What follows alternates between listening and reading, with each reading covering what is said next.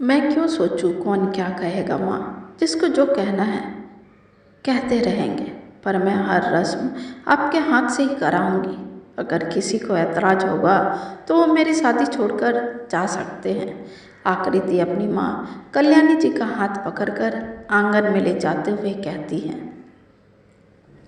छोड़ना आकृति मेरा हाथ, देख तो सारे मेहमान देख रहे हैं और तेरे दादाजी और ताऊ जी को तो ये बिल्कुल पसंद नहीं आएगा। फालतू का शुभ घड़ी में बखेरा खड़ा हो जाएगा। कुछ तो समझ मेरी बच्ची, शुभ काम में हम विधवाओं का क्या काम बेटा। छोड़ न मेरा हाथ, जाने दे मुझे अपने कमरे में, मैं वहीं से तेरी खुशियों को महसूस कर लूँगी आकृति बेटा। सिर पर पल्लू ढके दबी जुबान में कल्याणी जी कहती हैं। नहीं माँ, मैं ऐसा हरगिज़ नहीं करूँगी। आपकी इकलौती बेटी की शादी है माँ, और आप उस शादी में कहीं नहीं रहेंगी। ऐसा तो मैं बिल्कुल होने नहीं दूँगी। मुझे तो मेरी माँ के हाथों ही सारे रस्म निभाने हैं, चाहे दुनिया कुछ भी कहे। आप वो हर शुभ काम करेंगी जो एक सुहागन औरतें करती हैं। मैं नहीं मानती ये शुभ और अशुभ के ढकोसले।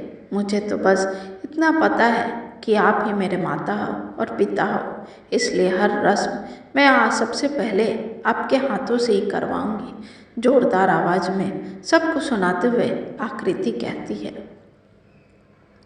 तभी बिमला बुआ गुस्से से तिल मिलाते हुए आती है और कल्याणी जी का हाथ छुड़ाते हुए कहती है। भाभी, आकृति को समझ नहीं है, पर आप तो समझदार हैं। आप अनर्थ करने का सोच भी कैसे सकती है।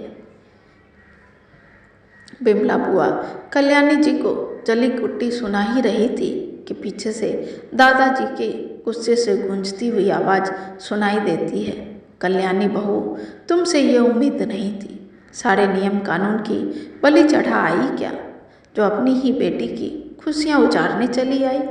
अरे समाज ने जो नियम बनाया वो सोच समझ कर ही तो बनाया गया है, और उसका उल्लंघन करने वाले दोषी कहलाते हैं। इसलिए अभी के अभी अपने कमरे में जाओ, और जब तक आकृति की विदाई नहीं हो जाती तब तक अपना मनुष्य चेहरा मत दिखाना। दादाजी के हृदय भेदन शब्द सुनकर कल्याणी जी रोते रोते अपने कमरे में चली जाती है। माँ का ऐसा अपमान देखकर आकृति गुस्से से तिलमिला जाती है, और वो भी हल्दी की रस्म को छोड़कर जाने लगती है कि तभी करुणा ताई जी आकृति का हाथ पकड़कर धीरे से समझाने लगती है।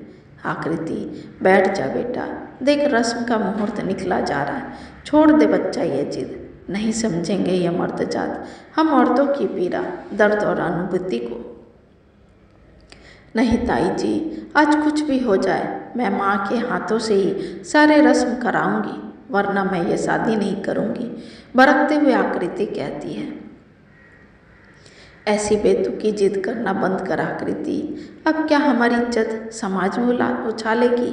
चुपचाप सारे रस्म रिवाज निभा और प्यार से इस घर से विदा हो, वरना क्या ताऊ जी, मारेंगे, पीटेंगे या ज़बरदस्ती करेंगे।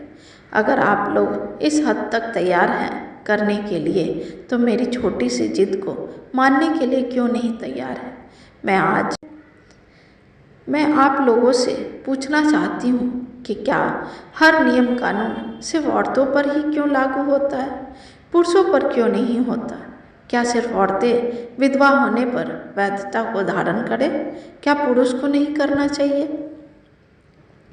अभी गणेश चाचा को ही ले लीजिए, चाची को गुजरे महज 6 माह ही हुए हैं, पर वो हर रस्म रिवाज में अपनी भूमिका निभा रहे हैं। क्या उनके छाया पड़ने से मेरी ज़िंदगी बर्बाद नहीं होगी। उन्हें तो कोई कुछ नहीं कहता, क्योंकि वो मर्द है इसलिए ना, और मेरी माँ एक औरत है इसलिए ये भेदभाव। ये कैसा समाज है दादाजी और ताऊ जी,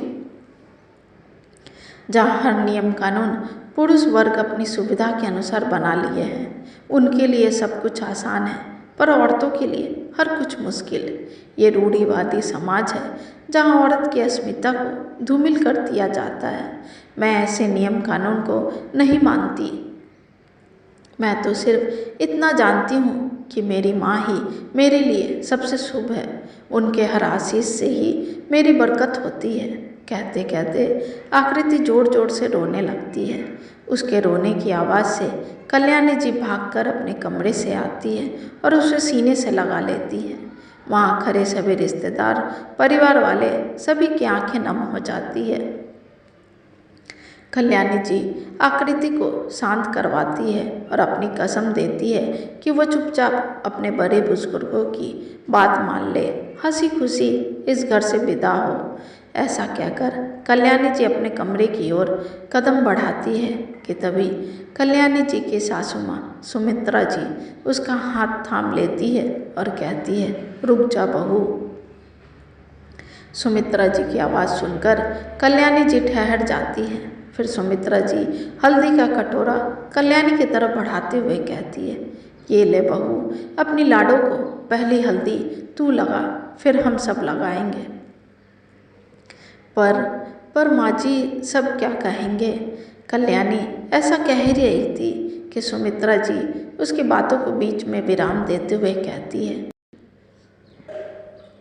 आज कोई कुछ नहीं कहेगा, क्योंकि आज मेरी पोती के जीवन की सबसे बड़ी खुशी का दिन है और उसकी खुशियों में मैं ग्रहण नहीं लगने दूंगी, चाहे इसके लिए मुझे कुछ भी करना क्यों न पड़े।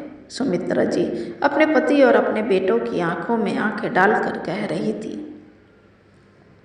सुमित्रा जी के ऐसा कहते ही कल्याणी जी की आंखों से सहस्त्र आंसू की धारा निकल जाती है। आज उसकी आंखों से बेबसी और बेचारगी के आंसू नहीं निकले थे, बल्कि खुशी के आंसू थे।